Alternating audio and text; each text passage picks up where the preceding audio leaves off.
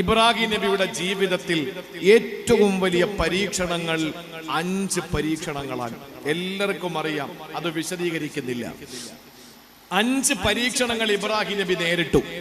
ശ്രദ്ധിക്കണേ, ഈ 5 പരീക്ഷണങ്ങൾ മലപ്പുറം ജില്ലയിൽ വീതിച്ചു കൊടുത്താൽ, കേരളത്തിൽ വീതിച്ചു കൊടുത്താൽ, ഇന്ത്യയിൽ വീതിച്ചു കൊടുത്താൽ, ഇബ്രാഹിം നബി നേരിട്ട 5 പ്രതിസന്ധികൾ, 5 പരീക്ഷണങ്ങൾ ലോകത്തുള്ള മുഴുവൻ മനുഷ്യർക്കും വീതിച്ചു കൊടുത്താൽ പോലും ബാക്കിയാവും. അത്രയും വലിയ പരീക്ഷണങ്ങളാണ് ഇബ്രാഹിം നബി നേരിട്ട 5 പരീക്ഷണങ്ങൾ. ഏതാ 5 പരീക്ഷണം എന്നറിയോ? പക്ഷെ ഒന്ന് നമ്മൾ അറിയണം, ഈ 5 സ്ഥലത്തും ഇബ്രാഹിം നബി പതറിയില്ല. ഈ 5 സ്ഥലത്തും ഇബ്രാഹിം നബി തളർന്നില്ല. ഈ 5 സ്ഥലത്തും ഇബ്രാഹിം നബി കരഞ്ഞില്ല. ഈ 5 സ്ഥലത്തും ഇബ്രാഹിം നബി അലൈഹിസ്സലാം ചഞ്ചലനായില്ല. പക്ഷേ ഇബ്രാഹിം നബി സങ്കടപ്പെട്ടു പോയത് ഒരേ ഒരു സ്ഥലത്താണ്. അത് ഞാൻ പിന്നീട് പറയാം. അത് ഈ ഇബ്രാഹിം നബിയുമായി ബന്ധപ്പെട്ടതല്ല. പക്ഷേ മറ്റൊരു സ്ഥലത്ത് ഇബ്രാഹിം നബിക്ക് സങ്കടം ഉണ്ടായി. അതാണ് നമ്മുടെ ഏറ്റവും പ്രധാനമായി ഈ കാലഘട്ടത്തിൽ ഉണ്ടാകേണ്ട കാര്യം. ശ്രദ്ധിച്ചു കേട്ടോ. ഇബ്രാഹിം നബി നേരിട്ട 5 പരീക്ഷണങ്ങൾ ഏതാണ്? 5 പ്രതിസന്ധികൾ ഏതാണ്? നമുക്കറിയുമല്ലോ. ഒന്നാമതായിട്ട് ഇബ്രാഹിം നബി അലൈഹിസ്സലാമിനെ വീട്ടിൽ നിന്ന് ഇറക്കി വിടുകയാണ്. സഹോദരങ്ങളെ, ആരെ തള്ളിക്കളഞ്ഞാലും, ആരെ ഇറക്കി വിട്ടാലും, ആരെല്ലാം ഓടിച്ചു വിട്ടാലും, ആരെല്ലാം എവിടെ നിന്ന് എന്തെല്ലാം പ്രശ്നങ്ങളുടെ പേരിൽ ഒരു മനുഷ്യനെ വേട്ടയാടിയാലും ആ മനുഷ്യൻ താങ്ങും തണലുമാകേണ്ടത് വീട്ടിലല്ലേ? താങ്ങും തണലുമാകേണ്ടത് വാപ്പയല്ലേ? താങ്ങും തണലുമാകേണ്ടത് വീട്ടുകാരല്ലേ? ആര് തള്ളി പറഞ്ഞാലും ഇല്ല, എനിക്കത് കളയാൻ പറ്റില്ല, എന്റെ മോനാണ്, എനിക്ക് ജനിച്ച പൊന്നുമോനാണ് എന്ന് പറഞ്ഞ് ചേർത്തു പിടിക്കേണ്ട, അണച്ചു പിടിക്കേണ്ട വാപ്പ വീട്ടിൽ നിന്ന് ഇറക്കി വിടുകയാണ് ഇബ്രാഹിം എന്ന മകനെ. അറിയുമല്ലോ പ്രിയപ്പെട്ടവരെ, വിഗ്രഹത്തിന്റെ നിർമ്മാതാവായ, വിഗ്രഹത്തിന്റെ ആരാധകനായ, വിഗ്രഹത്തിന്റെ ക്രയവിക്രയം നടത്തി കച്ചവടം നടത്തിയിരുന്ന ആസർ എന്ന് പറയുന്ന പിതാവിന്റെ മുമ്പിൽ നിന്ന് ഇബ്രാഹിം നബി അലൈഹിസ്സലാമിന് വീട് വിട്ടിറങ്ങേണ്ടി വന്നു. ആ സമയത്തൊരു മകൻ എന്നുള്ള നിലയിൽ എന്തുമാത്രം സങ്കടപ്പെട്ടിട്ടുണ്ടാകും. പക്ഷേ ഇബ്രാഹിം നബി അവിടെ പതറിയില്ല. ഇബ്രാഹിം നബി അവിടെ തളർന്നു പോയില്ല. രണ്ടാമത് പരീക്ഷണം വന്ന് എന്ത് പരീക്ഷണമാണെന്നറിയോ? ലോകം കണ്ട ഏറ്റവും വലിയ സ്വേച്ഛാധിപതിയായ, ഏകാധിപതിയായ, ധിക്കാരിയായ, അഹങ്കാരിയായ നമ്രൂദ് എന്ന് പറയുന്ന രാജാവിന്റെ രാജസമക്ഷത്തില് ഇബ്രാഹിം നബി അലൈഹിസ്സലാമിനെ ചോദ്യം ചെയ്യുകയാ. ഇബ്രാഹിം നബിയെ കൊണ്ടുവന്ന രാജസദസ്സിൽ നിർത്തിയിട്ട് ചോദ്യം ചെയ്യുകയാ. ആളുകൾ ആർത്തു വിളിക്കുകയാ, ജനങ്ങൾ തള്ളിക്കളയുകയാ, ജനങ്ങൾ മോശമായ പദപ്രയോഗങ്ങൾ കൊണ്ട് ഒറ്റപ്പെടുത്തുകയാ. ആ സമയത്തെ രാജസമക്ഷത്തിൽ ഇബ്രാഹിം നബി അലൈഹിസ്സലാമിനെ കൊണ്ടുവന്ന് ചോദ്യം ചെയ്യുമ്പോ ഇബ്രാഹിം നബി കുലുങ്ങിയില്ല, ഇബ്രാഹിം നബി പതറിയില്ല, ഇബ്രാഹിം നബി തളർന്നു പോയില്ല, ഇബ്രാഹിം നബി ഒരിക്കൽ പോലെ ചഞ്ചലനായില്ല. അവിടെ നിന്ന് 3ാമത്തെ പരീക്ഷണത്തിലേക്ക് പോവുകയാണ്. എന്താണ് 3ാമത്തെ പരീക്ഷണം എന്നറിയോ? വലിയ തീക്കുണ്ടാരം ഉണ്ടാക്കിയിട്ട് ഇബ്രാഹിം നബിയെ കരിക്കാൻ വേണ്ടി തീയിലേക്ക് വലിച്ചെറിയുകയാണ്. പെങ്ങളെ, 43 ഡിഗ്രി ചൂടുണ്ടായപ്പോ പുറത്തിറങ്ങാൻ കഴിയാതെ സങ്കടപ്പെട്ടവരാണ് നമ്മളെങ്കിൽ, ഇബ്രാഹിം നബി അലൈഹിസ്സലാമിനെ കരിക്കാൻ വേണ്ടിയിട്ടുണ്ടാക്കിയ തീകുണ്ടാരത്തിന്റെ കഥ അറിയോ? ആ നാട്ടുകാര് വിറകു പൂജ നടത്തിയിട്ടാണ് ഇബ്രാഹിം നബിയെ കരിക്കാൻ കൊണ്ടുപോയത്. എന്ന് പറഞ്ഞാൽ എന്റെ പിതാവിന്റെ വയറിന്റെ വേദന മാറിയാൽ, എന്റെ ഉമ്മയുടെ തലവേദന മാറിയാൽ, ഇബ്രാഹിമിനെ കരിക്കുന്ന അഗ്നിജ്വാലയിൽ ഞാൻ 10 കെട്ട് വിറക് കൊടുത്തേക്കാ. അങ്ങനെ ആളുകൾ നേർച്ചയാക്കാൻ തുടങ്ങി. അങ്ങനെ നേർച്ചയാക്കിയ ആളുകൾ കൊണ്ട് കൊടുത്ത വിറക് ശേഖരിച്ച് ആ നാട്ടിൽ കിട്ടാവുന്ന അപ്പറയും വിറക് കൂട്ടിയിട്ട് ഇബ്രാഹിം നബി അലൈഹിസ്സലാമിനെ കരിക്കാൻ വേണ്ടിയിട്ട് തീക്കുണ്ടാരം ഉണ്ടാക്കുകയാണ്. ഇബ്രാഹിം നബിയെ അതിലേക്ക് കൊണ്ടെറിയാൻ കഴിയാതെ വന്നപ്പോ ഒരു പ്രത്യേകമായ അമ്പിൽ കുത്തി നിർത്തിയിട്ട് സഹോദരങ്ങളെ, ഇബ്രാഹിം നബിയെ ആ കാണുന്ന അഗ്നിജ്വാലയിലേക്ക് വലിച്ചെറിയുകയാണ്. കിലോമീറ്ററുകളോളം മുകളിലൂടെ പാറി പറന്നു പോകുന്ന പക്ഷികൾ പോലെ കരിഞ്ഞു വീടത്തക്കവണ്ണം ഇബ്രാഹിം നബിയെ കത്തിച്ച ആ അഗ്നികുണ്ടാരത്തിന് അപ്പറയും വ്യാപ്തി ഉണ്ടായിരുന്നെങ്കിൽ ഇബ്രാഹിം നബി ഒരൽപ്പം പോലും പതറിയില്ല. തളർന്നില്ല. മഴയുടെ ഉത്തരവാദിത്വമുള്ള മലക്ക് ഇബ്രാഹിം നബിയുടെ മുമ്പിൽ വന്നിട്ട് പറഞ്ഞല്ലോ, എന്റെ സഹായം നിങ്ങൾക്ക് വേണോ, ഞാൻ എന്തെങ്കിലും രീതിയിൽ ഇടപെടണോ? ആ സമയത്ത് ഇബ്രാഹിം നബി പറഞ്ഞു, വേണ്ട, ഞാൻ ഖാലിഖായ റബ്ബിനോട് ചോദിച്ചോളാ, എനിക്ക് ആരുടെയും സഹായം വേണ്ട എന്ന് പറഞ്ഞിട്ട് ഇബ്രാഹിം നബി അലൈഹിസ്സലാം ചഞ്ചലനാകാതെ, തളർന്നു പോകാതെ, തകർന്നു പോകാതെ ഇബ്രാഹിം നബി അലൈഹിസ്സലാം ആ അഗ്നികുണ്ഡാരത്തെ പൂമാല പോലെ സ്വീകരിച്ചെങ്കിൽ ഇബ്രാഹിം നബി അവിടെയും തളർന്നില്ല പ്രിയപ്പെട്ടവരെ. പിന്നീട് നാലാമത്തെ പരീക്ഷണം തേടി വന്നു. എന്താ നാലാമത്തെ പരീക്ഷണം എന്നറിയോ? ജലരഹിതമായ ഫലരഹിതമായ മലർവാടിയിലെ, മക്കയുടെ മലർവാടിയിലെ മരുപ്പച്ച അകലയായ മരുഭൂമിയുടെ മാറിടത്തില് മസ്ജിദുൽ ഹറമിന്റെ ഒരു ഭാഗത്ത് ഒരു തുള്ളി വെള്ളമില്ലാത്ത മണ്ണില്, ഒരു പച്ചിലയില്ലാത്ത മണ്ണില് ഇബ്രാഹിം നബി അലൈഹിസ്സലാം ചോര കുഞ്ഞിനെയും ഗർഭിണിയായി പ്രസവിച്ച പ്രസവത്തിന്റെ പേറ്റുനോവിന്റെ വേദന വിട്ടുമാറാത്ത ഹാജർ ബീവി എന്ന പ്രിയപ്പെട്ട ഭാര്യയും ഉപേക്ഷിച്ചിട്ട് പോവുകയാ. ആ സമയത്ത് അല്ലാഹു റബ്ബുൽ ഇസ്സത്തിന്റെ കൽപ്പനയായതുകൊണ്ട് തിരിഞ്ഞു നോക്കാൻ പോലും ഇബ്രാഹിം നബി തയ്യാറായില്ല. ആ സമയത്ത് പ്രിയപ്പെട്ടവരെ, ഒരു ഭർത്താവിന്റെ മനസ്സിലുണ്ടാകുന്ന വേദന എത്ര വലുതാണ്. ഇവിടെ അബുദാബിയിലോ ഖത്തറിലോ ഒമാനിലോ ദുബായിലോ സൗദിയിലേക്കോ പോകുന്ന ഭർത്താവുണ്ടല്ലോ, വീട്ടിൽ നിന്ന് പുറത്തിറങ്ങുമ്പോ തന്റെ പ്രിയപ്പെട്ട ഭാര്യയും മക്കളെയും എത്ര തവണയാണ് തിരിഞ്ഞു നോക്കുന്നത്, എത്ര സങ്കടത്തോടെയാണ് അവൻ ഫ്ലൈറ്റ് കയറുന്നത്. ഇബ്രാഹിം നബി മക്കയിൽ ഉപേക്ഷിച്ചിട്ട് പോകുന്നത് ഇറാഖിലേക്കാ. അതും ഏത് സമയത്ത്?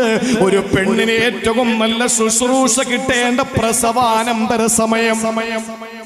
പ്രസവിച്ച ഉടനെ ഒരു പെണ്ണിന് കിട്ടുന്ന ശുശ്രൂഷ, ആ പരിചരണം, ആ പരിഗണന, അതല്ലേ ഒരു പെണ്ണ് ഏറ്റവും കൂടുതൽ ആഗ്രഹിക്കുന്നത്.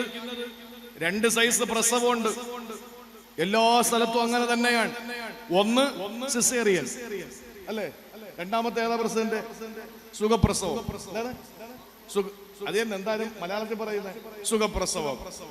നമ്മൾ എത്ര ലാഘവത്തോടെയാണ് നമ്മൾ പറയുന്നത് സുഖപ്രസവം. എന്താ ഈ സുഖപ്രസവം എന്ന് പറഞ്ഞാൽ? നമ്മൾ പറയുന്ന വാക്കിന്റെ അർത്ഥം അറിയോ? നല്ല സുഖത്തിൽ അവൾ പ്രസവിച്ചു എന്നാണ് അല്ലേ? പെണ്ണിനോട് ചോദിച്ചു നോക്കണം പ്രസവത്തിന്റെ വേദന എന്താണ്. സാലിഹ് നബിയുടെ ഒട്ടകത്തെ പ്രസവിച്ച പാറ, സ്വാലിഹ് നബിയുടെ ഒട്ടകത്തെ പ്രസവിച്ച പാറയില്ലേ, അത്ഭുത ദൃഷ്ടാന്തമായിട്ട്. ആ പാറയുടെ അടുത്ത് നിൽക്കുമ്പോൾ ഒരു പാറ പെണ്ണിന്റെ പേറ്റുനോവിന്റെ ഞരക്കം പോലെ പാറ പോലും മൂളി എന്നാണ്, പാറ പോലും കരഞ്ഞു എന്നാണ്. ചെറിയ കാര്യമല്ല. ഗർഭിണിയായ പെണ്ണ് ലേബർ റൂമിൽ കിടന്ന്, ആ ലേബർ റൂമിൽ കിടക്കുന്ന പെണ്ണ് പ്രസവിച്ചു. പ്രസവം കഴിഞ്ഞ് ഉടൻ തന്നെ താൻ പ്രസവിച്ച തന്റെ കുഞ്ഞിനെ എടുത്ത് തന്റെ മാറിലേക്ക് ചായ്ച്ച് കിടത്തി കൊടുത്തു. ആ സമയത്ത് തന്റെ സ്ത്രീത്വത്തെ സാക്ഷ്യപ്പെടുത്തിയ തന്റെ കുഞ്ഞിന് തന്റെ സ്തനത്തിൽ നിന്ന് പാൽ തുള്ളി തന്റെ കുഞ്ഞിന്റെ ഇളം ചുണ്ടിലേക്ക് പകർന്നു കൊടുത്തിട്ട് ഒരു തുള്ളി പാല് തന്റെ പ്രിയപ്പെട്ട കുഞ്ഞ് അതിന്റെ ചെറിയ കുഞ്ഞിളം ചുണ്ടുകൊണ്ട് കുടിക്കുമ്പോ സ്തനപാനം നടക്കുന്ന സമയത്ത് ആരോ ഒരാൾ ഫോണിൽ വിളിച്ചിട്ട് ചോദിച്ചു, നീ പ്രസവിച്ചോ? അതെ, പ്രസവിച്ചു. എങ്ങനെ പ്രസവിച്ചു? സുഖപ്രസവമായിരുന്നു. പ്രസവിച്ച പെണ്ണും പറയുന്നത് സുഖപ്രസവം എന്നാണ്. എന്താ കാര്യം എന്നറിയോ? എന്താണ് കാര്യം? പ്രസവത്തിന് ശേഷം തന്റെ മുന്നിലേക്ക് കൊണ്ടുകൊടുക്കുന്ന ആ കുഞ്ഞ് താൻ ഉമ്മയാണ്, ഒരു സ്ത്രീയാണ് എന്ന് ബോധ്യപ്പെടുത്തിയ ആ കുഞ്ഞിന് തന്റെ ചിറകിനടിയിലേക്ക് കിട്ടുമ്പോഴുള്ളൊരു ആനന്ദത്തിന്റെ പേരിലും അതിനുശേഷം താൻ ആർക്കു വേണ്ടിയാണോ പ്രസവിച്ചു കൊടുത്ത തന്റെ പ്രിയപ്പെട്ട ഭർത്താവിനെ ഒന്ന് കാണുമ്പോൾ ആ പെണ്ണിനുണ്ടാകുന്നൊരു ആനന്ദമാണ് അതിന് മിനിറ്റുകൾക്ക് മുമ്പ് അവൾ അനുഭവിച്ച മരണസമാനമായ വേദനയെ മറക്കാൻ അവൾക്ക് പ്രേരണ കൊടുക്കുന്നത്. അതാണ്. അപ്പൊ ഒരു പെണ്ണിന് ഏറ്റവും കൂടുതൽ പരിചരണം കിട്ടേണ്ടത് എപ്പോഴാണ്? പ്രസവിച്ച ഉടനെയല്ലേ? ആ സമയത്താണ് ഇബ്രാഹിം നബി ഭാര്യയെ കൊണ്ടുവന്ന് എവിടെ ആക്കുന്നത്? മണലാരുണ്യത്തില്. അതും കഴിക്കാൻ ഭക്ഷണമുണ്ടോ? ഇന്ന് പെണ്ണ് പ്രസവിച്ചു കഴിഞ്ഞാൽ അവളുടെ തുണി വാഷ് ചെയ്യാൻ ഒരാള് മാസം 30,000, അവൾക്ക് ഭക്ഷണം കൊടുക്കാൻ വേറൊരു സ്ത്രീ മാസം 25,000 രൂപ, അവൾക്ക് ചൂട് പിടിച്ചു കൊടുക്കാനും അവൾക്ക് ശാരീരിക പരിചരണം നൽകാൻ മറ്റൊരു സ്ത്രീയെ ഏർപ്പാടാക്കുന്നു 50,000 രൂപ മാസം. ഇങ്ങനെ ലക്ഷക്കണക്കിന് രൂപ കൊടുത്തിട്ട് ചില സ്ഥലങ്ങളിൽ ഇത് 3 കൂടെ ഒരു പെണ്ണ് തന്നെ ചെയ്യും. എന്തോ ആയിക്കോട്ടെ, ഒരു പെണ്ണ് പ്രസവിച്ചു കഴിഞ്ഞാൽ ഒരു ഭർത്താവിൽ നിന്ന് പ്രതീക്ഷിക്കുന്നത് തന്നെ കെയർ ചെയ്യുന്നു എന്ന ഒരു തോന്നലാണ്. അതില്ലാത്ത അവസ്ഥ ഉണ്ടായത് ഹാജർ ബീവിക്കാണ്. പ്രസവിച്ച ഉടനെ കൊണ്ടുവന്ന് മണലാരുണ്യത്തിൽ കളഞ്ഞിട്ട്, പെണ്ണുങ്ങൾ ചിന്തിക്കണം, കാലിന്റെ ഇളം ചുവപ്പ് വിട്ടുമാറിയിട്ടില്ല, ഗർഭാശയത്തിന്റെ നനവ് വിട്ടുമാറിയിട്ടില്ല, പ്രസവത്തിന്റെ വേദനയുടെ ആ ഞരക്കവും നീറ്റലും മാറിയിട്ടില്ല. ഇന്നത്തെ പോലെ അനസ്തേഷ്യയോ ഇന്നത്തെ പോലെ മറ്റ് സംവിധാനങ്ങളോ ഒന്നും അന്നില്ല. ആ ഒരു അവസ്ഥയിൽ ആരോരും സഹായിക്കാനില്ലാത്ത, ഒരു തുള്ളി വെള്ളമില്ലാത്ത മണ്ണിൽ കൊണ്ടുവന്ന് ഉപേക്ഷിച്ചു പോകുമ്പോ ആ പെണ്ണ് പിറകെ നടന്നു, ഭർത്താവിന്റെ പിന്നാലെ നടന്നു. എന്നിട്ട് ചോദിച്ചു, ഒന്ന് നിക്കണേ, നിന്നില്ല. ഒന്ന് തിരിഞ്ഞു നോക്കണേ, തിരിഞ്ഞു നോക്കിയില്ല. അവസാനം ഹാജർ ബീവിക്ക് മനസ്സിലായി, ഇത് പടച്ചോൻ പറഞ്ഞിട്ടുണ്ടാവും, ഇല്ലെങ്കിൽ എന്റെ ഭർത്താവ് അങ്ങനെ ചെയ്യുന്ന കരുണയില്ലാത്തവനല്ല. ചോദിച്ചു, അല്ലാഹ അമറക ബിഹാദാ, ഇത് പടച്ചോന്റെ കൽപ്പനയാണ്. അപ്പൊ ഇബ്രാഹിം നബി തലകുലുക്കിയിട്ട് പറഞ്ഞു, അതെ. ഹാജർ ബീവി പറഞ്ഞു, ഇതെല്ലാം യുളിഅന, പൊയ്ക്കോ, ഞങ്ങൾക്ക് പ്രശ്നമല്ല, അല്ലാഹ് സഹായിക്കും, അല്ലാഹ് സഹായിക്കും. ആ സമയത്ത് പാറയുടെ പിന്നിലേക്ക് മാറി നിന്ന് ഇബ്രാഹിം നബി തേങ്ങിക്കൊണ്ടൊരു ദുആ ചെയ്തു. അത് ഞാൻ പിന്നീട് പറഞ്ഞുതരാം. എന്റെ ഭാര്യയെ നോക്കിക്കൊള്ളണമെന്നല്ല, എന്റെ മോന് പാലില്ല, എവിടെന്നെങ്കിലും കുറച്ച് പാല് കൊടുക്കണേന്നല്ല ദുആ ചെയ്തത്. അതെന്താന്ന് പിന്നെ പറഞ്ഞുതരാം. ഈ സമയത്ത് ഇബ്രാഹിം നബി അലൈഹിസ്സലാം എന്ന ഭർത്താവിന്റെ ഹൃദയം ചഞ്ചലപ്പെട്ടില്ല. ഈ സമയം ഒരു പിതാവെന്നുള്ള നിലയിൽ ഇബ്രാഹിം നബിയുടെ മനസ്സ് കുലുങ്ങിയില്ല. അതിനുശേഷം ഇബ്രാഹിം നബിക്ക് 5ാമത്തെ പരീക്ഷണം വന്നു. മറക്കരുത്, 5ാമത്തെ പരീക്ഷണം. 1 വീട്ടിൽ നിന്ന് ഇറക്കി വിട്ടു, 2 രാജസമക്ഷത്തിൽ കൊണ്ടുവന്ന് വിചാരണ ചെയ്തു, 3 പ്രിയപ്പെട്ട ഭാര്യ, പിന്നെ 3ാമത്തേത് തീക്കുണ്ടാരത്തിൽ വലിച്ചെറിഞ്ഞു. നമ്മൾ ആരും ഈ പൊരിപ്പ് പലഹാരം ഉണ്ടാക്കുന്നത് പോലെ അല്ല ഇബ്രാഹിം നബിയെ തീയിലിട്ടത്. 14 ദിവസം തീയിൽ കിടന്നു എന്നാണ്. 14 ദിവസം, 7 ദിവസം എന്നും അഭിപ്രായമുണ്ട്.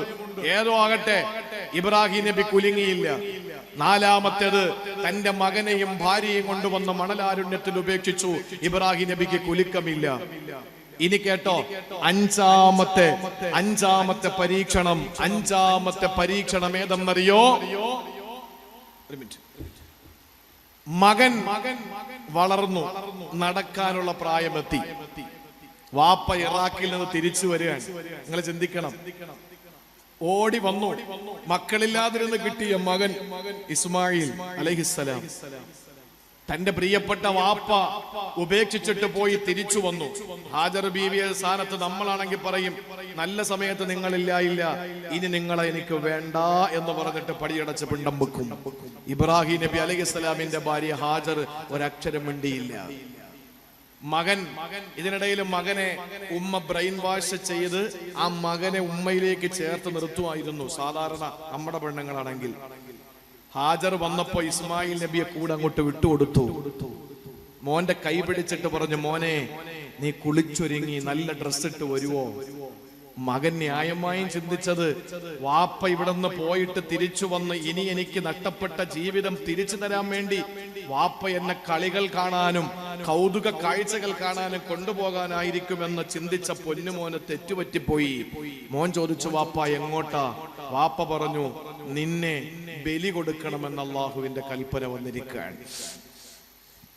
ആ സമയത്ത് ഇബ്രാഹിം നബി അലൈഹിസ്സലാമിന്റെ കയ്യിൽ ഇസ്മായിൽ എന്ന് പറയുന്ന പൊന്നുമോന് വിരലിൽ തൂങ്ങിയിട്ട് കാഴ്ചകൾ കണ്ട് മിനായിലേക്ക് പോകുമ്പോ ആ മിനാ താഴ്വരയിൽ ചരിച്ച് കിടത്തിയിട്ട് ഇബ്രാഹിം നബി എന്ന പിതാവ് ഇസ്മായിൽ നബിയുടെ കഴുത്തിലേക്ക് കപ്പിവെച്ചപ്പോ ഇബ്രാഹിം നബി അലൈഹിസ്സലാമിന്റെ മനസ്സ് പതറിയില്ല. ആ ഞാൻ അറക്കുകയാണ്, പടച്ചോന്റെ കൽപ്പന നിറവേറ്റ കിട്ടുകയാ. എങ്ങനെയാണ് ഒരു ഉപ്പാന് സഹിക്കുക? എങ്ങനെയാണ് പിതൃഹൃദയത്തിൽ താങ്ങാൻ പറ്റുക? ഒരു പിതാവിനെ കൊണ്ട് സഹിക്കാൻ പറ്റുന്നതാണോ? ഒരു വാപ്പാക്ക് ചെയ്യാൻ പറ്റുന്നതാണോ? കൊല്ലാൻ വേണ്ടിയിട്ടെന്ന് പറഞ്ഞു വന്ന വാപ്പയുടെ കയ്യിൽ ഒരുക്കിയിട്ട് കൊടുക്കാൻ ഒരു ഉമ്മയ്ക്ക് എങ്ങനെയാണ് കഴിയുക? അതാണ് പ്രിയപ്പെട്ടവരെ പഠിക്കേണ്ടത്. ഇബ്രാഹിം നബി അലൈഹിസ്സലാമിനോട് അല്ലാഹു പറഞ്ഞു, വേണ്ട ഇബ്രാഹിമേ, നീ വിജയിച്ചിരിക്കുകയാണ്, നീ പരീക്ഷയിൽ വിജയിച്ചിരിക്കുകയാ. ഇവിടെ ഇസ്മായിൽ നബിയെ കഴുത്തിൽ കത്തിവെച്ച് അറുക്കാൻ വേണ്ടി മിനായിലേക്ക് കൊണ്ടുവന്നപ്പോ ഇബ്രാഹിം നബി തളർന്നു പോയില്ല. ഈ 5 പ്രതിസന്ധികൾ ഇബ്രാഹിം നബി നേരിട്ടപ്പോഴും ഇബ്രാഹിം നബി തളർന്നിട്ടില്ല. തളർന്നത് എവിടെയാണെന്നറിയോ? ഈ 5 സ്ഥലത്ത് നമ്മൾ തളരും. ഇബ്രാഹിം നബി തളർന്ന സ്ഥലത്ത് നമ്മൾ അനങ്ങാ പാറയെ പോലെ നിൽക്കും. അതാ നമ്മളും ഇബ്രാഹിം നബിയും തമ്മിലുള്ള വ്യത്യാസം, അജഗജാന്തര വ്യത്യാസമുണ്ട്. ഇബ്രാഹിം നബി ഈ 5 സ്ഥലത്ത് തളർന്നില്ല. കാരണം എന്തെന്നറിയോ? വീട്ടിൽ നിന്ന് ഇറക്കി വിട്ടത് എന്നെയാണ്, എന്റെ വിഷയമാണ്, ഞാൻ സഹിച്ചോളാം. രാജസമക്ഷത്തിൽ കൊണ്ടുവന്ന് വിചാരണ ചെയ്തത് എന്റെ വിഷയമാണ്, ഞാൻ നേരിട്ടോളാം. ഈ കുണ്ടാരത്തിലേക്ക് വലിച്ചെറിഞ്ഞത് എന്നെയാണ്, ഞാനത് അനുഭവിച്ചോളാം. പിന്നെയോ പ്രിയപ്പെട്ട സഹോദരങ്ങളെ, ഭാര്യയെയും മക്കളെയും ഉപേക്ഷിക്കാൻ അല്ല പറഞ്ഞത് സ്വന്തം ഭാര്യയാണ്, സ്വന്തം രക്തത്തിൽ പിറന്ന കുഞ്ഞിനെയാണ്, അത് ഞങ്ങൾ അങ്ങ് സഹിച്ചോളാം. പൊന്നുമോന്റെ കഴുത്തിൽ കത്തിവെച്ചിട്ട് ബലി കൊടുക്കാൻ അല്ലാന്റെ കൽപ്പന വന്നത് ഞാനും എന്റെ പൊന്നുമോനും തമ്മിലുള്ളതാണ്, അത് ഞങ്ങൾ അങ്ങ് സഹിച്ചോളാം. ഈ 5 സ്ഥലത്ത് തളർന്നില്ല. പക്ഷെ ഇബ്രാഹിം നബി തളർന്നു പോയത് എവിടെയാണെന്നറിയോ? സഹോദരങ്ങളെ കേട്ടോ, വിശുദ്ധ ഖുർആൻ സൂറത്തുൽ ഹൂദിൽ അല്ലാഹു പറയുന്നുണ്ട് ഇബ്രാഹിം നബി തളർന്നത് എവിടെയാണ്? ഫലമ്മാ ذهب عن إبراهيم الروع وجاءته البشرى يجادلنا في قوم لوط. അവിടെയാണ് ഇബ്രാഹിം നബി തളർന്നത്. എവിടെ? 5 സ്ഥലത്തും ഇബ്രാഹിം നബി പതറിയില്ല, തളർന്നുമില്ല, കരഞ്ഞുമില്ല, സങ്കടപ്പെട്ടുമില്ല, ചഞ്ചലനായതുമില്ല. ഒരിക്കലും ഇബ്രാഹിം നബിക്ക് ഒരു പരിഭവമില്ല, പരാതിയുമില്ല. പക്ഷെ ഇബ്രാഹിം നബിക്ക് സങ്കടം വന്നത് എവിടെയാണെന്നറിയോ? ഒരിക്കൽ കുറച്ച് ചെറുപ്പക്കാര് വീട്ടിലേക്ക് വന്നു. കേട്ടോ, കുറെ ചെറുപ്പക്കാര് വീട്ടിലേക്ക് വന്നു. നല്ല കാണാൻ സുന്ദരന്മാരാണ്, കറുത്ത തലമുടി, വെളുത്ത ശരീരം, നല്ല ചെറുപ്പക്കാര് വീട്ടിലേക്ക് വന്നു. ആ സമയത്ത് നിങ്ങൾ എവിടെന്ന് വന്നു, നിങ്ങൾ എന്തിനു വന്നു ചോദ്യം പിന്നെ. ആദ്യം എന്താണ്? നേരെ അടുക്കളയിൽ ചെന്ന് നല്ല ഇറച്ചിയും പത്തിരിയും കൊണ്ടുവന്ന് അവരുടെ മുന്നിലേക്ക് വെച്ചിട്ട് പറഞ്ഞു, ഖാല അലാ തഅകുലൂൻ, നമുക്ക് തിന്നാം, ആദ്യം കഴിക്കാം. നിങ്ങൾ ആരാന്ന് എനിക്കറിയില്ല, നമുക്ക് ഭക്ഷണം കഴിച്ചിട്ടാകാം. ഇതാണ് ചെയ്യേണ്ടത്. ഒരാള് വീട്ടിൽ വന്നാൽ നമ്മൾ സാധാരണ പെണ്ണുങ്ങളെ ചോദിക്കും, വല്ലതും കഴിച്ചായിരുന്നോ എന്ന് ചോദിക്കും. വിശന്ന് വരുന്നവനാണെങ്കിൽ പോലും പറയും, ഞാൻ ഇപ്പൊ കഴിച്ചിട്ടാ വന്നേന്ന് പറയും. കാരണം അവന് അഭിമാനം ഉണ്ടല്ലോ. ഇതൊന്നും ചോദിക്കരുത്. ഒരാൾ വന്നാൽ ആദ്യം ഭക്ഷണം കൊടുക്കണം എന്ന് കരുതി വീട്ടിന്റെ മുമ്പ് കൂടെ പോകുന്ന പരിചയമില്ലാത്തവരൊക്കെ വീട്ടിൽ കയറ്റിയിട്ട് ആദ്യം ഭക്ഷണം കൊടുക്കണമെന്നല്ല ഈ പറഞ്ഞത്. വീട്ടിലൊരു അതിഥി വന്നാൽ എപ്പോഴിറങ്ങി, എന്തിലാ വന്നേ, ഇനി എന്നാ പോകുന്നേ, ഇതൊന്നും ചോദിക്കരുത്. അതൊക്കെ പിന്നെ ആവാം. ആദ്യം അവർക്ക് നല്ല ഭക്ഷണം കൊടുക്കണം. ഇത് ഇബ്രാഹിം മില്ലത്താണ്. അവിടെയല്ല നമ്മുടെ വിഷയത്തിന്റെ ആ കണക്ട് വരുന്നത്. ഇബ്രാഹിം നബി നല്ല ചെറുപ്പക്കാര് വന്നപ്പോ അവർക്ക് ഭക്ഷണമൊക്കെ റെഡിയാക്കിയിട്ട് കൊണ്ടുവച്ചിട്ട് പറഞ്ഞു, ഖാല തഅകുലു, തിന്നല്ലേ, തിന്നാൻ വേണ്ടിയിരുന്നു. ഇബ്രാഹിം നബിക്ക് ഒരു പ്രത്യേകതയുണ്ട്. അതിഥിയോടൊപ്പം അല്ലാതെ ഇബ്രാഹിം നബി ഭക്ഷണം കഴിച്ചിട്ടേ ഇല്ല. ഇബ്രാഹിം നബിക്ക് ഖലീൽ എന്ന് പേര് കിട്ടാൻ ഒരു കാരണം അതാണ്. അതിഥിയോടൊപ്പം അല്ലാതെ ഇബ്രാഹിം നബി ഭക്ഷണം കഴിച്ചിട്ടില്ല. നമ്മളാണെങ്കിലോ, നമ്മുടെ വീട്ടിൽ ഗസ്റ്റ് വന്നിട്ടുമില്ല, ഇനി വന്നാൽ തന്നെ നമ്മൾ ചെയ്യുന്നത് എന്താ? അവര് പോയിട്ട് നമ്മൾ കഴിക്കാനിരിക്കൂ. അത് തെറ്റാ. നമ്മൾ കൂടെ ഇരിക്കണം. കൂടെ ഇരിക്കണമെന്ന് പറഞ്ഞാൽ എപ്പോഴിരിക്കണം? അവരെ പിടിച്ച് ഇരുത്തിയിട്ട് നമ്മൾ ഇരുന്നാ പോരാ. നമ്മൾ എന്തു വേണം? ആദ്യം ഇരിക്കണം, എന്നിട്ട് അവരെ കൂടെ പിടിച്ചിരുത്തണം. അപ്പൊ അവർക്കൊരു ജാള്യത ഉണ്ടാവൂല. കഴിച്ചു കഴിഞ്ഞാൽ നീ ആദ്യം എണീക്കരുത്, അതിഥികൾ എഴുന്നേറ്റിട്ടേ നീ എഴുന്നേക്കാൻ പാടുള്ളൂ. അതാണ് അതിന്റെ രീതി. ഇബ്രാഹിം അലൈഹിസ്സലാം ഭക്ഷണം കൊണ്ട് വെച്ചിട്ട് കഴിക്കാൻ പറഞ്ഞപ്പോ വന്ന ചെറുപ്പക്കാര് കൈനീട്ടുന്നില്ല, അവര് ഭക്ഷണം കഴിക്കുന്നില്ല. പ്രിയപ്പെട്ടവരെ, ഇബ്രാഹിം നബിയുടെ മനസ്സിൽ പേടിയായി, ഇബ്രാഹിം നബിക്ക് ഭയമായി. എന്തേ? എന്റെ ആതിഥേയ മര്യാദ അവർക്ക് ഇഷ്ടപ്പെടാത്തത് കൊണ്ടാണോ? എന്റെ സൽക്കാരം അവർക്ക് പിടിക്കാത്തത് കൊണ്ടാണോ? എന്നെ അവർക്ക് ബോധിക്കാത്തത് കൊണ്ടാണോ? സങ്കടപ്പെട്ട് വിഷമത്തോടെ ഇരിക്കുമ്പോൾ പ്രിയപ്പെട്ടവരെ, അവര് തന്നെ പറഞ്ഞു, ഞങ്ങൾക്ക് ഈ ഭക്ഷണം കഴിക്കാൻ പറ്റൂല. കാരണം ഞങ്ങളുടെ ഭക്ഷണം തസ്ബീഹാണ്, ഞങ്ങളുടെ ഭക്ഷണം തഹ്ലീലാണ്, ഞങ്ങളുടെ ഭക്ഷണം തംജീദാണ്, തക്ബീറ. ഇബ്രാഹിം നബിക്ക് മനസ്സിലായി വന്നത് മനുഷ്യരല്ല മലക്കുകളാണ്, വന്നത് മലായിക്കത്തുകളാണ്. ഇബ്രാഹിം നബി അലൈഹിസ്സലാമിന്റെ മനസ്സിൽ നിന്ന് ഭയം അപ്പോഴാണ് മാറിയത്. ഞാൻ അതിഥി സൽക്കാരം നടത്തിയപ്പോൾ എന്റെ ആതിഥേയം അവർക്ക് പിടിച്ചില്ലേ എന്ന പേടി ഇബ്രാഹിം നബിക്ക് മാറിയതപ്പോഴാണ്. അതാണ് അല്ലാഹ് പറഞ്ഞത്,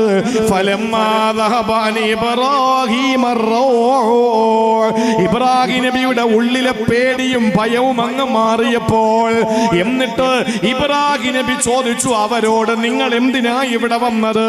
മലക്കുകളാണെന്ന് മനസ്സിലാക്കിയപ്പോൾ ചോദിച്ചു, നിങ്ങൾ എന്തിനാ വന്നത്? ആ സമയത്ത് അവര് പറഞ്ഞതെന്തെന്നറിയോ?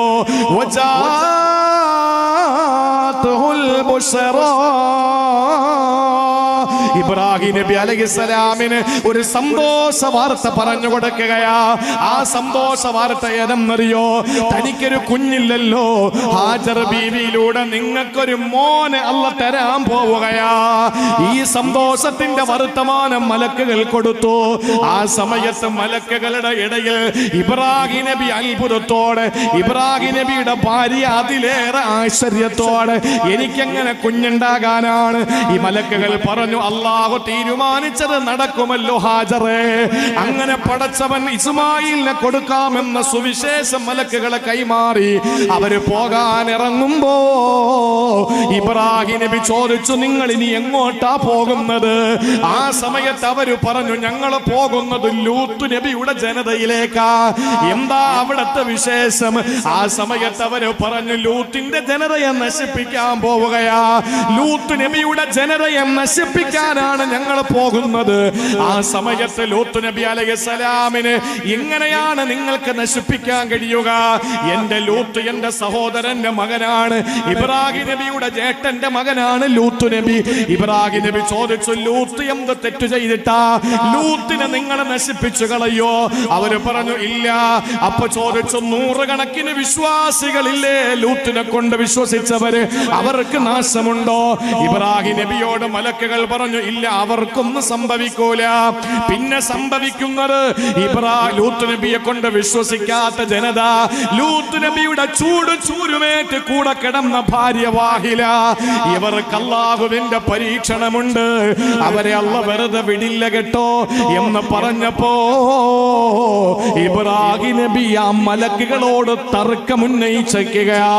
സഹോദരങ്ങളെ, ഇവിടെയാ നമ്മൾ ചിന്തിക്കേണ്ടത്. അല്ലാഹ് പറഞ്ഞല്ല, യുജാദിലുനാ ഫീ ഖൗമി ലൂത്ത്. ഇബ്രാഹിം നബി ഇതാ ലൂത്തിന്റെ ജനതയുടെ വിഷയത്തിൽ ഞങ്ങളോട് തർക്കിക്കുകയാണ്. പെങ്ങളെ, ചിന്തിച്ചു നോക്ക്. എന്റെ സഹോദര, ഒന്നും മനസ്സിലാക്ക്. സ്വന്തം പ്രതിസന്ധികൾ 5 വന്നപ്പോ കുലുങ്ങാതിരുന്ന ഇബ്രാഹിം നബി, ചഞ്ചലനാകാതിരുന്ന ഇബ്രാഹിം നബി എവിടെയാണ് സങ്കടപ്പെട്ടത്? ഒരു സമുദായത്തിന്റെ നാശം ഉണ്ട് എന്ന് അറിഞ്ഞപ്പോഴാണ്. സ്വന്തം പ്രയാസങ്ങൾ വന്നപ്പോൾ അതൊന്നും കുഴപ്പമില്ല. ഇബ്രാഹിം നബിയുടെ മില്ലത്ത് മുറുകെ പിടിക്കേണ്ട ഒന്നാമത്തതായി പറയുന്നത്, ഇനി എത്രയോ കിടക്കുന്നുണ്ട്. അറിവുള്ളവർക്ക് അതിലേറെ പറയാൻ കഴിയും, അറിവില്ലാത്ത എനിക്ക് ഇനിയും പറയാൻ കഴിയും. അപ്പൊ ഒന്ന് ചിന്തിച്ചു നോക്കിയേ പ്രിയപ്പെട്ടവരെ, മഹാനായ ഇബ്രാഹിം നബി സ്വന്തം പരീക്ഷണങ്ങൾ വരുമ്പോ വീട്ടിൽ നിന്ന് ഇറക്കി വിട്ട് വിചാരണ ചെയ്തു, തീക്കുണ്ടത്തിലെറിഞ്ഞു, ഭാര്യയെ മോനെ ഉപേക്ഷിക്കേണ്ടി വന്നു, മോനെ ബലി കൊടുക്കേണ്ടി വന്നു.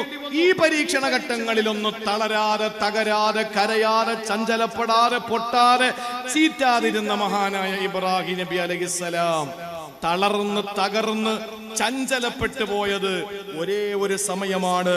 അതാണ് ഇബ്രാഹിം നബിയുടെ സഹജീവി സ്നേഹത്തിന്റെ സാഗര പ്രവാഹം സയ്യിദുനാ ഖലീലുല്ലാഹി ഇബ്രാഹിം. നമ്മളെ ജീവിതത്തിൽ ഇല്ലാതെ പോയത് അതാണ്. നമ്മൾ സുരക്ഷിതരാണ്, അൽഹംദുലില്ലാ. മറ്റുള്ളവർക്ക് എന്ത് വന്നാലും നമുക്ക് പ്രശ്നമല്ല. അത് ഇബ്രാഹിം മില്ലത്തിന്റെ ഓപ്പോസിറ്റാണ്. ഞാൻ എപ്പോഴും പറയുന്നു, മാർക്കം ചെയ്തത് കൊണ്ട് ഇബ്രാഹിം മില്ലത്താവൂല. ഈ സ്വഭാവം നമ്മളിൽ ഉണ്ടാകണം. അപ്പുറത്തുള്ളവന് സന്തോഷം കിട്ടട്ടെ എന്ന് നമ്മൾ കരുതണം. ഇപ്പൊ മാർക്ക് വന്നല്ലോ പരീക്ഷയ്ക്ക്, +1, +2, SSLC.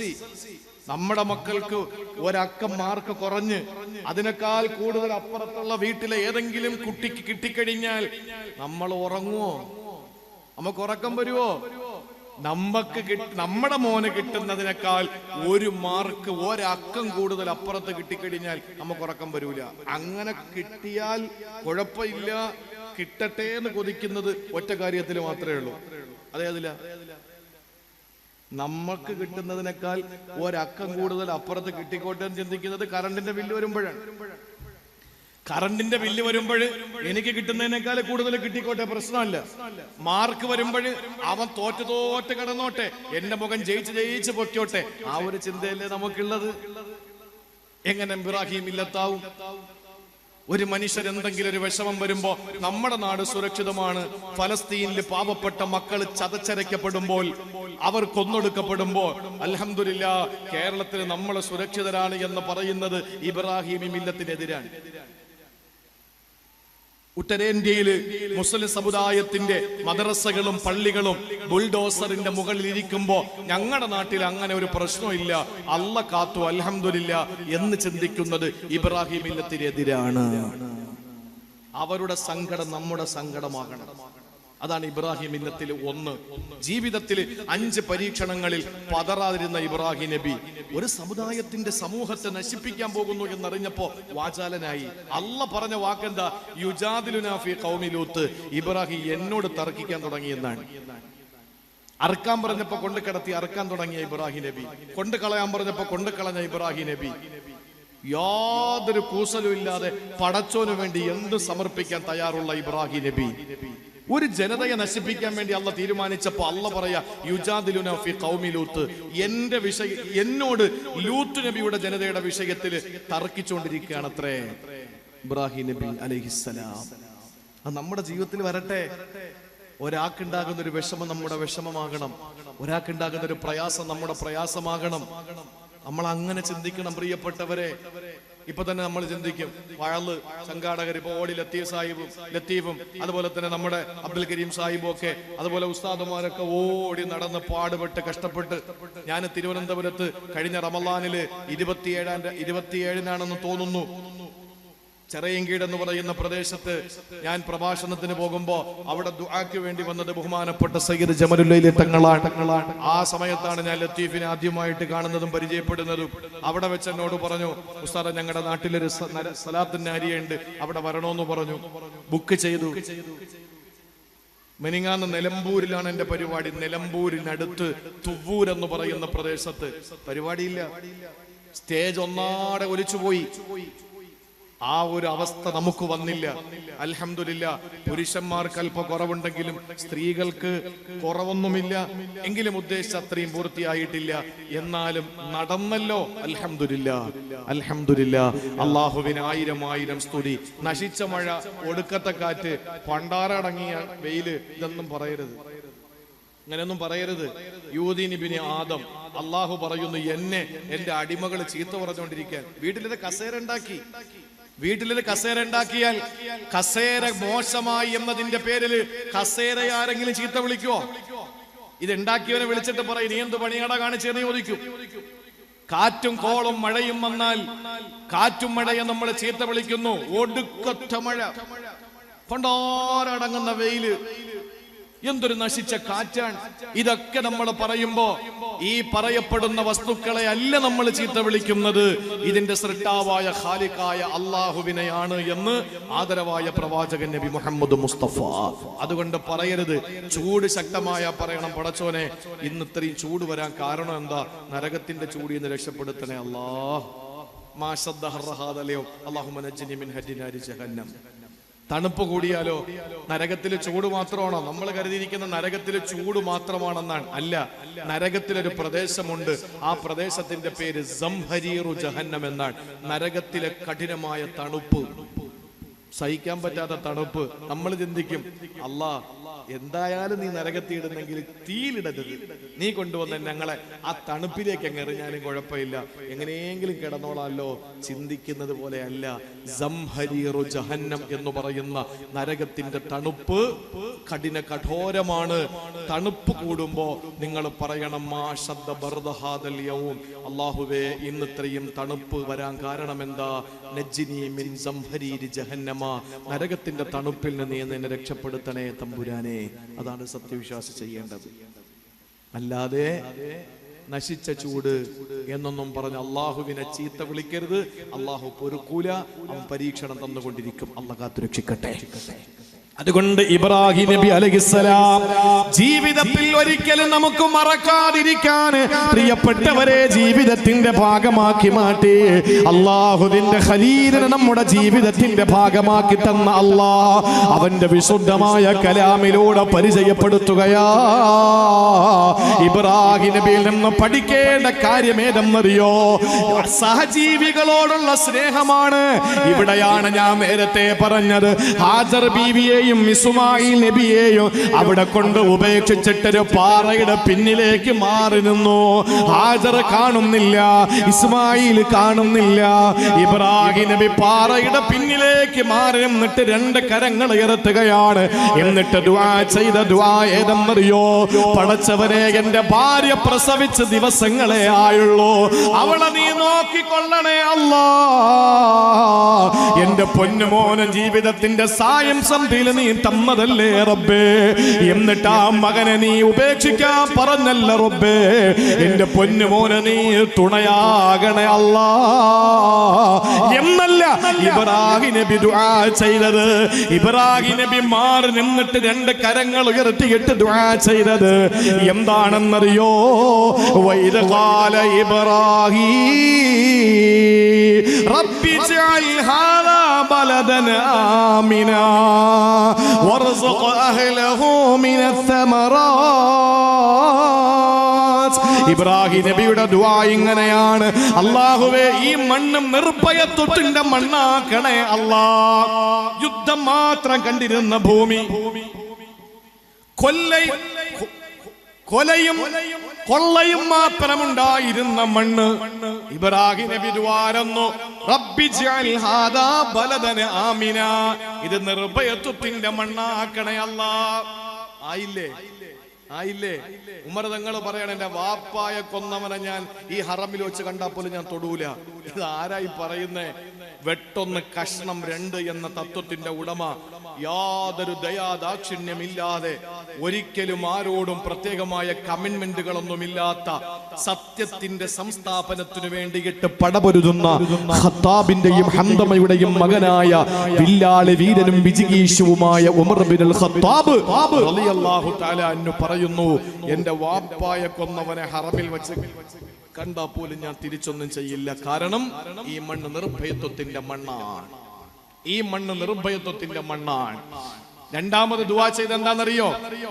പടച്ചോനെ, എന്റെ ഭാര്യ മക്കൾക്ക് നീ ഭക്ഷണം കൊടുക്കണേ എന്നല്ല, എന്റെ ഭാര്യ മക്കൾക്ക് വെള്ളം കൊടുക്കണേ എന്നല്ല, എന്റെ ഭാര്യ ഹാജറിന്റെ സ്ഥാനത്തിൽ പാല് നിറയ്ക്കണേ എന്നല്ല. ഇബ്രാഹിം നബി ദുആ ചെയ്തത് വറസഖ അഹ്ലഹു മിനസ്സമറാത്ത്.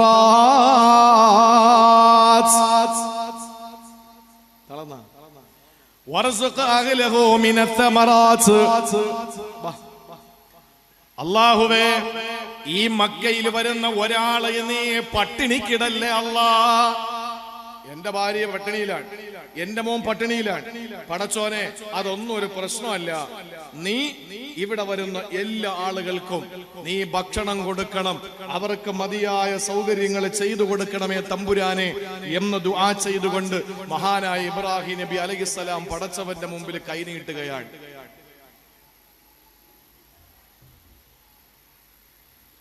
നമ്മുടെ ഒരു ദിവസത്തെ പരിപാടിയേ ഉള്ളൂ. നല്ല എമൗണ്ട് ആവും ഈ ഓഡിറ്റോറിയവും അതുപോലെ തന്നെ ബാക്കിയുള്ള കാര്യങ്ങളൊക്കെ. അതുകൊണ്ട് നാളെ കൊടുക്കാമെന്ന് ആരും കരുതണ്ട. അതുകൊണ്ട് ഇന്ന് നിങ്ങളെ കയ്യിലുള്ളത് അത് നല്ല നിലയിൽ വിശാലമായ മനസ്സിൽ നിന്ന്, മനസ്സിന്റെ ഉള്ളിൽ നിന്ന് ഇൻഷാ അല്ലാഹ് ഒരു നല്ലൊരു ഹദിയ ഈ ബക്കറ്റിൽ നിക്ഷേപിക്കണം. അള്ളാഹു ജാരിയായ സ്വതക്കയിൽ ഉൾപ്പെടുത്തി അനുഗ്രഹിക്കുമാറാവട്ടെ.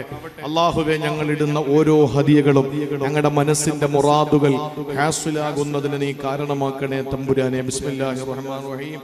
എല്ലാ സ്ഥലത്തും പോണം കേട്ടാ. പെണ്ണ് കെട്ടിയാ നീ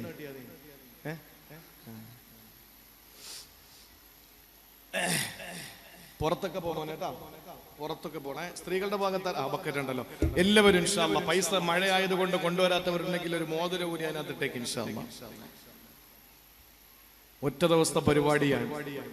എനിക്കും വലിയ പ്രതീക്ഷയായിരുന്നു. കാരണം ഈ ഭാഗത്തോട്ട് ഞാൻ വന്നിട്ടില്ല, ഈ രാമനാട്ടുകരയുടെ ഈ ഭാഗത്തേക്ക് ഞാൻ വന്നിട്ടില്ല. അപ്പൊ എന്തായിരുന്നാലും നമ്മൾ ചിന്തിക്കുന്നത് ഒന്ന്, പടച്ചോൻ ചിന്തിക്കുന്നത് ഒന്ന്. നമ്മുടെ ചിന്തകൾക്ക് യാതൊരു സ്ഥാനവും നമുക്ക് കൊടുക്കണ്ട. സഅദ് ബിൻ അബി വഖാസ് റളിയല്ലാഹു അൻഹു ദുആക്ക് ഇജാബത്തുള്ള സഹാബിയാണ്.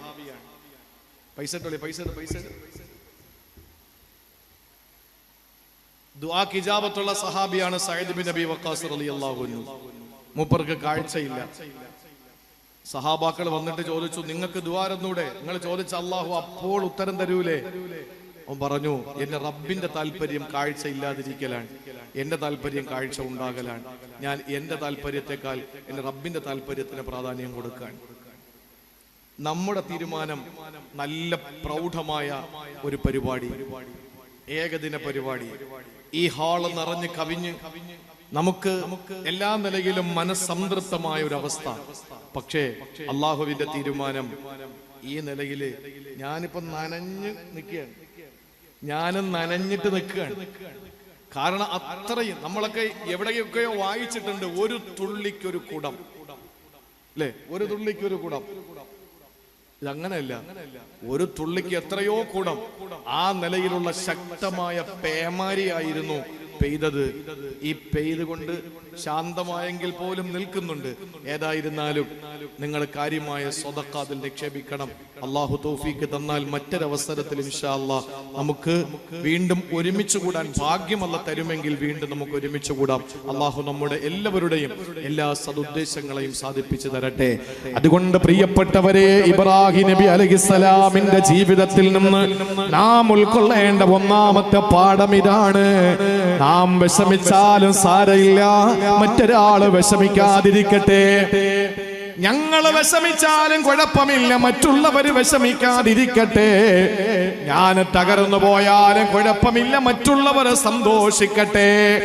ആ ഒരു വിശാലമായ കാഴ്ചപ്പാട്, ആ കാഴ്ചപ്പാട് ഇന്നത്തെ രാഷ്ട്രീയ പാർട്ടികൾക്കുണ്ടായാൽ, ഇന്നത്തെ സംഘടനാ സംവിധാനങ്ങൾക്കുണ്ടായാൽ, ഇന്നത്തെ ഓരോ മഹല്ലത്തുകളിലും ഉണ്ടായാൽ, ഇവിടെ പ്രശ്നങ്ങളില്ല, കലുഷിതമില്ല, ഇവിടെ ഒരു പ്രയാസവുമില്ല, ആർക്കും ഒരു വൈരാഗ്യമില്ല, വൈമനസ്യമില്ല, വൈഷമ്യമില്ല, വൈക്ലഭ്യമില്ല. എല്ലാവരും സന്തോഷം, എല്ലാവരും ആനന്ദമാണ്, എല്ലാവരും ആഹ്ലാദമാണ്. അത് തന്നല്ലേ ഇബ്രാഹിം നബിയിൽ നിന്ന് ഒന്നാമതായിട്ട് നമ്മൾ പഠിക്കേണ്ടത്. അള്ളാഹു നമുക്ക് ആ പാഠം ജീവിതത്തിൽ പ്രാവർത്തികമാക്കാനുള്ള തൗഫീക്ക് നൽകി അനുഗ്രഹിക്കുമാറാവട്ടെ. ഇനി രണ്ടാമത്തേത് ഞാൻ ഒന്നുകൂടെ ചുരുക്കി പറഞ്ഞിട്ട് ഒരെണ്ണം കൂടെ ഞാൻ ചുരുക്കി പറയും. എന്നിട്ട് ഇൻഷാ അല്ലാഹ് ബഹുമാനപ്പെട്ട സയ്യിദ് പോരൂലേ? വരും ഇൻഷാ അല്ലാഹ്. വന്നാൽ നമുക്ക് ഉടനെ തന്നെ ലത്തീഫ വിളിച്ചോ, തങ്ങളെ വിളിച്ചോ. ഇൻഷാ അല്ലാഹ് തങ്ങൾ വന്ന് തങ്ങളുടെ വിശാലമായ നസീഹത്ത് ഉണ്ടാവും. ഇൻഷാ അല്ലാഹ് നല്ല നമുക്ക് ദുആയും അതുപോലെ തന്നെ നസീഹത്തും ഒക്കെ നന്നായിട്ട് തരാൻ ബഹുമാനപ്പെട്ട നമ്മുടെ വലിയ ഖാളി ആദരണീയനായ സയ്യിദ് ജമലുൽ ലൈലി തങ്ങൾ, അല്ലാഹു ആഫിയത്തുള്ള ദീർഘായുസ് കൊടുക്കട്ടെ. ഇൻഷാ അല്ലാഹ് ഈ വേദിയിലെത്തും. ആ സമയം വരെ ഇൻഷാ അല്ലാഹ് ഞാൻ പ്രസംഗിക്കും. അത് കഴിഞ്ഞ് എനിക്ക് ഉടൻ തന്നെ പോയേ മതിയാവുള്ളൂ. നിങ്ങൾ എല്ലാവരും ഈ പരിപാടിയുടെ അവസാന സമയം വരെ ഇരുന്ന് ഇതിന്റെ പരിപൂർണതയിൽ എത്തിച്ചിട്ട് വേണം ഇൻഷാ അല്ലാഹ് എല്ലാവരും പോകാൻ. അല്ലാഹു നമുക്കതിനുള്ള തൗഫീക്ക് തരട്ടെ. ഇബ്രാഹിം നബിയിലൂടെ നമ്മൾ പഠിക്കേണ്ട രണ്ടാമത്തെ കാര്യമേതെന്നറിയോ? എനിക്ക് പറയാനുള്ളത്, കല്യാണം കഴിച്ച എന്റെ പ്രിയപ്പെട്ട യുവാക്കളോട്, പ്രത്യേകിച്ച് എന്റെ യുവാക്കളോടെടുത്ത് പറയാനുള്ളത്, നമ്മുടെ പ്രിയപ്പെട്ട മാതാപിതാക്കളോട് നമ്മൾ കാണിക്കുന്ന സ്നേഹം, നമ്മൾ കാണിക്കുന്ന താല്പര്യം, നമ്മൾ കൊടുക്കുന്ന എല്ലാ ആദരവും തീർച്ച അത് നമ്മുടെ സന്താനങ്ങളിൽ നിന്ന് നമുക്ക് അല്ലാഹു തിരികെ തരും. നമ്മൾ കൊടുക്കുന്നതേ നമുക്ക് തിരിച്ചു കിട്ടൂ. സ്ഥിരമായി വാപ്പാക്ക് ചോറ് കൊടുക്കുന്ന ഒരു പ്രത്യേക പാത്രം ഉണ്ടായിരുന്നു ഒരാൾക്ക്. വാപ്പാക്ക് മാത്രം ചോറ് കൊടുക്കാൻ ഒരു പ്രത്യേക പാത്രം.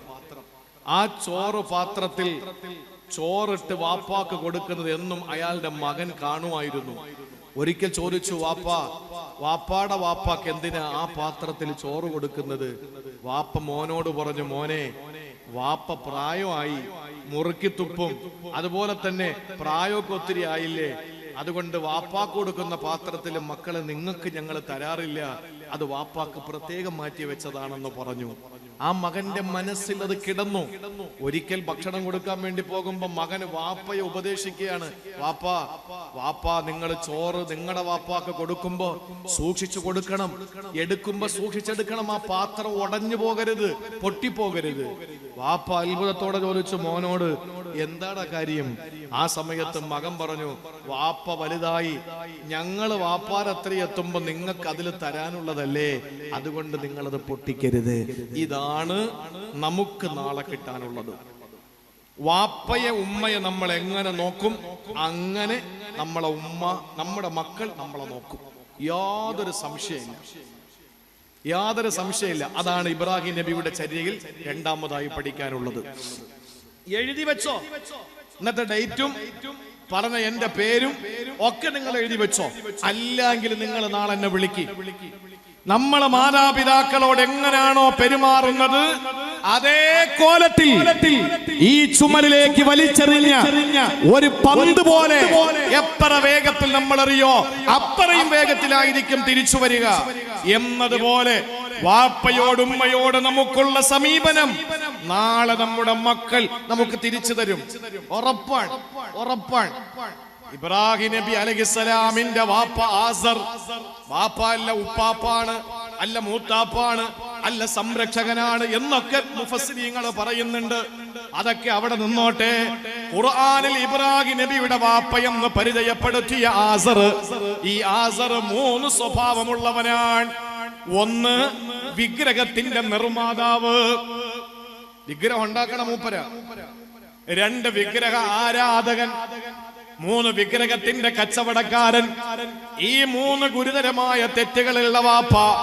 ഈ വാപ്പാടെ മുഖത്ത് നോക്കിയിട്ട് ഇബ്രാഹിം നബി അലൈഹിസ്സലാം പറഞ്ഞ വാക്കെന്തെന്നറിയോ? എടോ നശിച്ച വാപ്പ എന്നല്ല പറഞ്ഞത്, യാ അബി, എന്റെ വാപ്പ എന്നല്ല വിളിച്ചത്. ഇബ്രാഹിം നബി വിളിച്ച വിളി എന്തെന്നറിയോ? യാ അബത്തി ലാ തഅബുദു ശൈത്താൻ. യാ അബത്തി, യാ അബത്തി, യാ അബത്തി. അതിനർത്ഥം എന്തെന്നറിയോ? എന്റെ വാപ്പ എന്നല്ല, യാ അബത്തി എന്ന് പറഞ്ഞാൽ എന്റെ പൊന്നു വാപ്പ, എന്റെ പൊന്നു വാപ്പ. ഈ ക്രൂരമായ തെറ്റുകൾ ചെയ്തുകൊണ്ടിരുന്നപ്പോഴും വീട്ടിൽ നിന്ന് ഇറക്കി വിട്ടപ്പോഴും ഇബ്രാഹിം നബി എന്റെ വാപ്പയല്ലേ ഇയാള്, എന്റെ വാപ്പയല്ലേ എന്ന് ചിന്തിച്ചുകൊണ്ട് വിളിച്ച പേര് വാക്ക് യാ അബത്തി, എന്റെ പൊന്നുവാപ്പ, എന്റെ പൊന്നുവാപ്പ എന്ന് സ്നേഹത്തോടെ വിളിച്ചതിന് പകരം അല്ല കൊടുത്തത് എന്തെന്നറിയോ? പിൽക്കാലത്ത് ഇബ്രാഹിം നബിക്ക് മകനുണ്ടായി, ഇസ്മായിൽ അലൈഹിസ്സലാം. ആ ഇസ്മായിൽ നബിയെ ബലി കൊടുക്കാൻ വേണ്ടിയിട്ട് വിളിച്ചപ്പോ ഇസ്മായിൽ നബി വാപ്പ ഇബ്രാഹിമിനെ വിളിച്ചത് യാ വാപ്പ, യാ അബി, എന്റെ വാപ്പ എന്നല്ല. ഇസ്മായിൽ നബി പറഞ്ഞത് കൊല്ലാൻ വേണ്ടി വിളിച്ചപ്പോ, അറുത്തു കൊല്ലാൻ വേണ്ടി വിളിച്ചപ്പോ, പന്തും കളിപ്പാട്ടവുമായിട്ട് കളിക്കളത്തിലേക്ക് പോകുന്ന മക്കളെ വാടാ പള്ളി പോകാമെന്ന് പറഞ്ഞ് വിളിക്കുന്നത് പോലല്ല. വീട്ടിനകത്തിരുന്ന് ഗെയിം കളിക്കുന്ന മകന്റെ മൊബൈൽ പിടിച്ചു വാങ്ങി വെച്ചിട്ട് ഓടിപ്പോയി ഖുർആനോദട എന്ന് പറയുന്ന വാപ്പയുടെ പ്രവൃത്തിയുമല്ല. പിന്നെയോ, മോനെ വന്നേ, നിന്നെ അറുത്ത് കൊല്ലാൻ വേണ്ടി ഞാൻ പോവാണ്, എന്ന് പറഞ്ഞപ്പോ ഇസ്മായിൽ നബി ഇബ്രാഹിം നബിയെ വിളിച്ച പേര് യാ അബത്തി ഫഅൽ മാ തുമർ. എന്റെ പൊന്നു വാപ്പാ, നിങ്ങളോട് അല്ലാഹ് പറഞ്ഞത് നിങ്ങൾ ചെയ്തോ. വാപ്പയെ എങ്ങനെയാണോ ഇബ്രാഹിം നബി സംബോധന ചെയ്തത്, അതേ വാക്കുകൊണ്ട് ബലി കൊടുക്കാൻ വേണ്ടി വിളിച്ചപ്പോ പൊന്നുമോന് വാപ്പ ഇബ്രാഹിമിനെ വിളിച്ചു. എന്താ പെങ്ങളെ ഇതിൽ നിന്ന് പഠിക്കാനുള്ളത്? ഇത് ഇബ്രാഹിം നബിയെ പറ്റി അല്ലാഹ് പറഞ്ഞ ഒരു ആയത്താണ്. ഇതിൽ നിന്ന് പഠിക്കാനുള്ള പാഠം എന്തെന്നറിയോ? നമ്മുടെ പാവപ്പെട്ട മാതാപിതാക്കളെ പൊന്നുപോലെ നോക്കണം. എന്നാ നമ്മുടെ പ്രിയപ്പെട്ട മക്കൾ നാളെ നമ്മളെ നന്നായിട്ട് നോക്കും. അതല്ല, നമ്മുടെ മക്കൾ നമ്മുടെ മാതാപിതാക്കളെ നമ്മളെ നോക്കുന്നത് അല്ലാഹുവിനെ പൊരുത്തമില്ലാത്ത രീതിയെങ്കിൽ, അവർക്ക് വേദനയുണ്ടാകുന്ന രീതിയിലാണെങ്കിൽ 1000 വട്ടം എഴുതി വച്ചോ എന്റെ പ്രിയപ്പെട്ടവരെ, നാളെ പടച്ച തമ്പുരാൻ നമ്മൾ മരിക്കുന്നതിന് മുമ്പ് നമ്മുടെ മക്കളിലൂടെ അല്ലാഹ് നമ്മളെ പാഠം പഠിപ്പിക്കും. അതിൽ സംശയമില്ല. നമ്മളെ പാഠം പഠിപ്പിക്കും നമ്മുടെ പ്രിയപ്പെട്ട മക്കളിലൂടെ അല്ലാഹു തആല. അത് നമ്മുടെ മക്കള് കാണുമൊന്നും വേണ്ട, അല്ലാഹ് ചെയ്യിപ്പിക്കും നമ്മളെ മക്കളെ കൊണ്ട്. നമ്മളെ മക്കളെ കൊണ്ട് ചെയ്യിപ്പിക്കും അല്ലാഹു തആല. അതുകൊണ്ട് കാരുണ്യത്തോടെ മാതാപിതാക്കളെ സമീപിക്കണം. ഈ അടുത്ത സമയത്തല്ലേ പിതാവിന്റെ സ്വത്തെഴുതി വാങ്ങാനുള്ള വ്യഗ്രതയിൽ ഒരു മകൻ എന്താ ചെയ്തത്? പിതാവിന്റെ കാതിൽ ആഞ്ഞാഞ്ഞടിക്കുന്നു. തലയിൽ നിന്ന് നയാഗ്ര പോലെ മൂക്കിൽ നിന്ന് ചോര ചാലിട്ടൊഴുകുന്നു.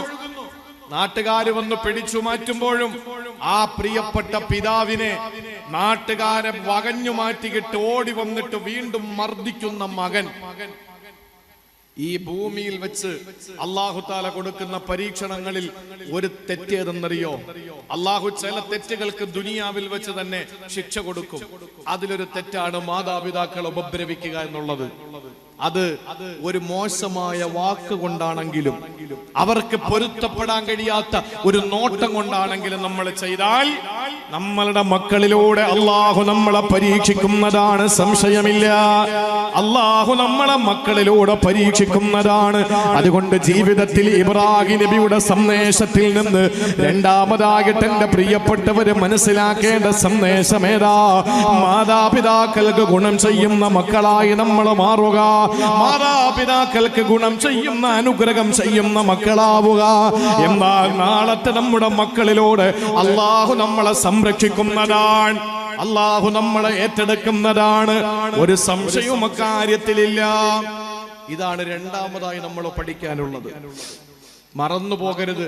ഇബ്രാഹിം നബിയെ പറ്റിയിട്ട് ഈ 3 മാസത്തില് ഇനിയുള്ള ഓരോ ദിവസവും നമ്മൾ പഠിക്കാൻ തയ്യാറാകണം. ഓരോ പ്രവാചകന്മാരെ പഠിക്കാൻ ഒരു അവസരം നമുക്കുണ്ട്. ഔലിയാക്കളെ പറ്റി പഠിക്കാൻ നമുക്ക് അവസരമുണ്ട്. അതൊന്നും നഷ്ടപ്പെടുത്തരുത്. നമുക്ക് ആരെയും അറിയില്ല. നമ്മൾ കാണുന്നൊരു ലോകമുണ്ട്. ഇന്ന് മുസ്ലിം പെണ്ണിനെ ഈ മുസ്ലിം പെണ്ണിനെ ആകെ ത്രസിപ്പിച്ചുകൊണ്ടിരിക്കുന്ന ബിഗ് ബോസ് പോലുള്ള പരിപാടികൾ. മുസ്ലിം പെണ്ണിനെ സത്യത്തിൽ നിന്ന് തെറ്റിച്ച് നേരെ കൊണ്ടുവന്ന് അകത്ത് നടത്തേണ്ട, ഉള്ളിൽ പറയേണ്ട കാര്യങ്ങൾ പുറത്തു പറയുന്ന ഒരുതരം ആഭാസത്തരങ്ങൾ നിറഞ്ഞു നിൽക്കുന്ന ഒരു പരിപാടി ബിഗ് ബോസ്. മുസ്ലിം പെണ്ണ് അതിന്റെ പിന്നാലെയാണ്. ഈ ഒരു അവസ്ഥയിലേക്ക് മുസ്ലിം പെണ്ണ് പോയിക്കൊണ്ടിരിക്കുമ്പോ ഇബ്രാഹിം നബിയെ പഠിക്കാൻ അവൾക്ക് എവിടെന്നാ സമയം? ഇസ്മായിൽ നബിയെ പറ്റി പഠിക്കാൻ എവിടെന്നാ സമയം? അതുകൊണ്ട് ജീവിതത്തിൽ നമുക്ക് കിട്ടുന്ന അവസരങ്ങൾ ഓരോന്നും നമ്മൾ ഇൻഷാ അല്ലാഹ് അല്ലാഹുവിന്റെ പ്രവാചകന്മാരെ പറ്റി പഠിക്കാൻ നമ്മൾ തയ്യാറാകണം.